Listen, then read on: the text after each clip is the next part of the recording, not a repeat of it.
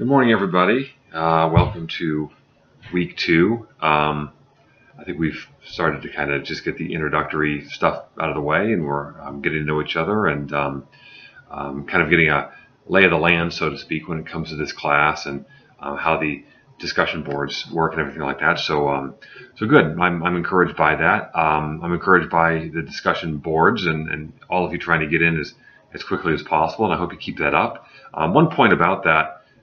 Do the best you can. This is I put up a little note about this yesterday. Do the best you can to try to get those initial posts up by Tuesday. I mean, I know it's not always possible to do that, but if you can, try to get them done by Tuesday. Why? Because it makes it a lot easier for you to start posting replies and responses to your classmates. Now remember, you need that initial post, but then you need to have at least 3 replies to 3 different students, ideally on 3 different days throughout the week. That's the bare minimum.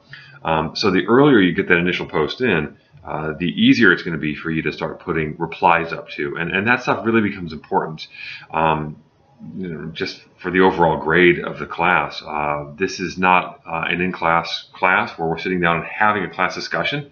That's the discussion board. So this is really central to the class and to your learning experience in a class like this. So do the best you can to try to get those posted by Tuesday, and then throughout the rest of the week until Saturday, get those replies up too. But so far what I've seen has been pretty good. Now, on to this week, on to week 2. So you did this discussion of emotional intelligence, how we learn, how we relate to other people, and I'm going through those essays now, and they're good. And we're moving now to a discussion of language. This is actually a part of philosophy. You may not think this, but this is an aspect of philosophy. Usually it's called linguistics in philosophical circles. But it's important because it's one of these things that we use every single day and we often take for granted. We don't really realize how powerful our words are, how important they are. So we're going to focus this week in this week's discussion on 2 points when it comes to language, connotation and denotation. And so what do those 2 words mean? Well, denotation is essentially a dictionary definition of a term.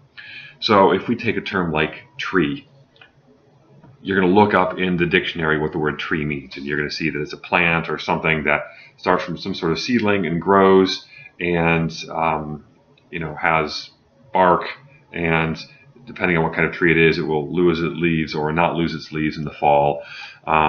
It says something maybe about photosynthesis, something. But that's a denotative description of the word tree. Now, connotation is basically that subjective kind of image that we all have individually. So if I were in a classroom with you, I'd say, all right, close your eyes, and all of you imagine a tree. Each one of you is going to imagine something different. There's going to be a different connotative meaning. Some of you are going to think about the tree that was in the backyard that you climbed, or the tree that you swung from, at the swimming hole, I don't know, when you were kids, or an image of the tree of life from the Bible, or, George Washington chopping down a cherry tree, I don't know. Or you may think of a tree like a family tree or something like that. So that's the connotative meaning. So denotative is going to be essentially a dictionary definition, an objective meaning, and a connotative is going to be more subjective. It's going to be more individual.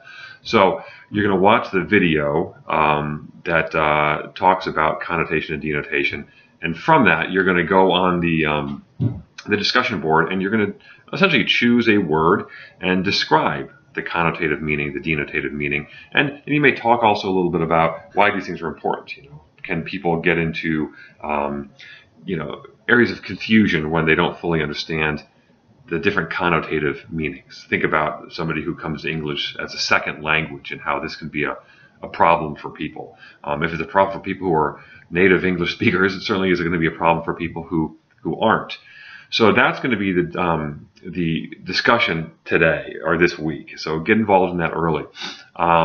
There's another discussion board this week as well related to kind of the first initial step in our research paper. So the research paper, the instructions are now live. You're going to find those in the week 2 folder. So read those and read them thoroughly. Come to me with any questions. And then there's going to be another small discussion post that talks about essential questions. So that's going to be one where you don't need to get in and respond to 3 different students. I think you may respond to 2 or something, but you're going to try to talk a little bit about what essential questions are and give me 2 essential questions.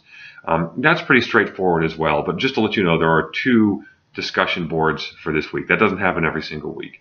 There's also going to be a reflective essay, very short reflective essay, and a quiz, and those are pretty straightforward, pretty standard for most weeks. But keep an eye on those instructions for the final paper, because you will have some questions about that, and if you do, certainly let me know. Also remember that tomorrow I will have office hours from 4 to 5 p.m. Eastern Standard Time. That'd be a great time to ask other questions as well, whether it's about the discussion board or the research paper. So that's basically what's set ahead for this week. That's what's in front of you for this week.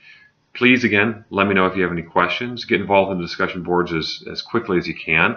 And I'm looking forward to reading some of your responses. Thanks, folks.